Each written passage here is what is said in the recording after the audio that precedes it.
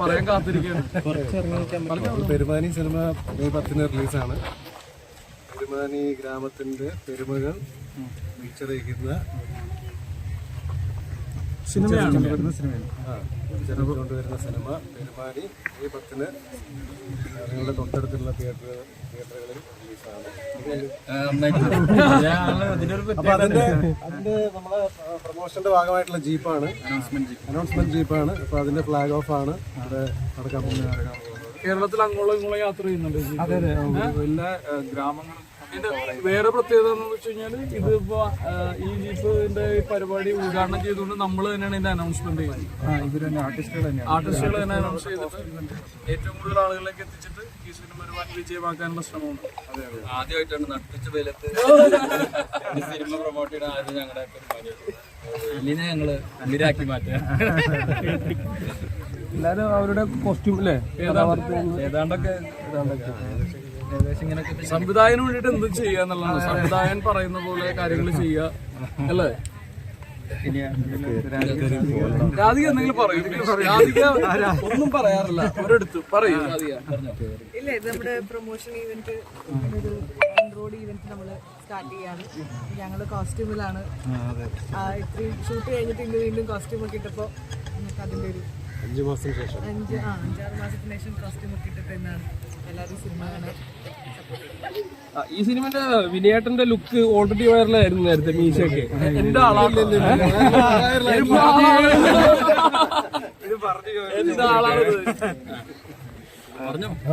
അല്ല ഞാനെന്താ പറയാ, ലുക്ക് വൈറലായെന്ന് അറിയാലോ. അല്ല അത് സിനിമയ്ക്ക് ഗുണമായിട്ടുണ്ടോ ഡയറക്ടർ?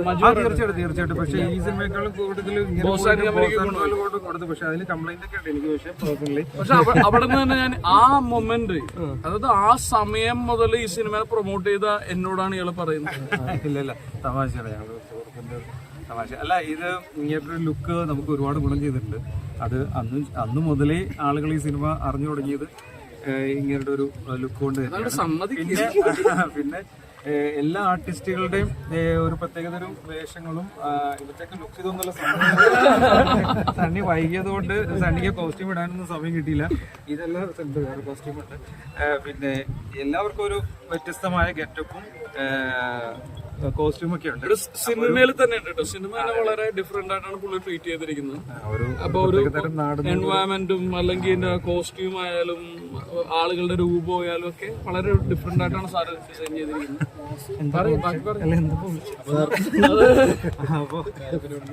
അപ്പൊ അതുകൊണ്ട് പ്രൊമോഷന്റെ ഭാഗമായിട്ട് വണ്ടി പരിപാടിയൊക്കെ കൊള്ളാൻ കണ്ടിട്ടുണ്ട്.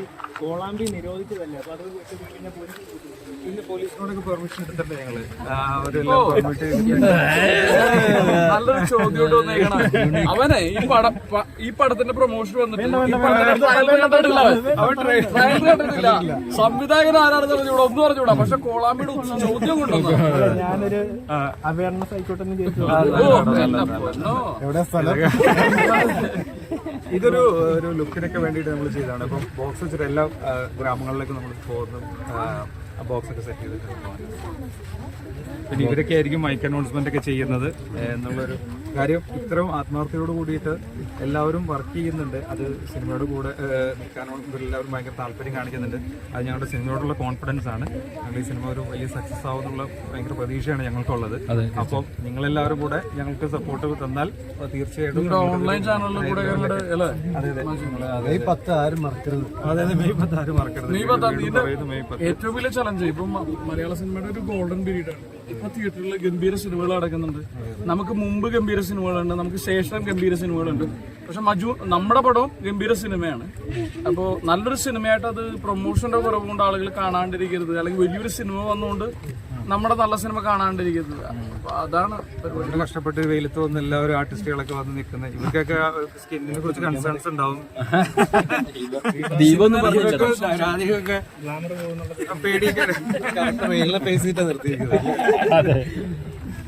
എന്തായാലും നിങ്ങൾ വന്നതിന് ഒരുപാട് സന്തോഷം. താങ്ക് യു എല്ലാവരോടും. നേരത്തെ ആരെങ്കിലും ചെയ്തിട്ടുണ്ടോ? ആദ്യമായിട്ടാണ് ആദ്യമായിട്ട് ചെയ്യാൻ പോകുന്നത്. ഇവരൊക്കെ ദീപയാണ് അങ്ങനെ പ്ലാൻ കൂടി ഉണ്ട്. നോട്ടീസ് സിനിമ കാണണം. പെരുമാണീനെ മെയ് 10 സപ്പോർട്ട് ചെയ്യണം. മെയ് 10 എല്ലാവരും എക്സൈറ്റഡ് ആണ്. 70ഓളം ആർട്ടിസ്റ്റുകളുള്ള സിനിമയാണ്. ഞാൻ ആദ്യമായിട്ട് ലീഡായിട്ട് ചെയ്തിട്ടുള്ള സിനിമയാണ്. ഒത്തിരി കഷ്ടപ്പാടുകൾ എൻ്റെ കൂടെ ഉണ്ടായിട്ടുണ്ടായിരുന്നു. ട്രാൻസ്ഫോർമേഷൻ ചെയ്തിട്ടുണ്ടായിരുന്നു. ഞങ്ങൾ എല്ലാവരും തന്നെ അല്ലെ. ലുക്മാൻ ഇങ്ങനെ നല്ല കേട്ടോ, നല്ല അത്യാവശ്യം മണ്ണൊക്കെ ഉണ്ടായിരുന്നു. കുറച്ചാണ് പുതിയ സിനിമയിലേക്ക്. അപ്പം എല്ലാവരും കാണുക, സപ്പോർട്ട് ചെയ്യുക. Okay, thank you.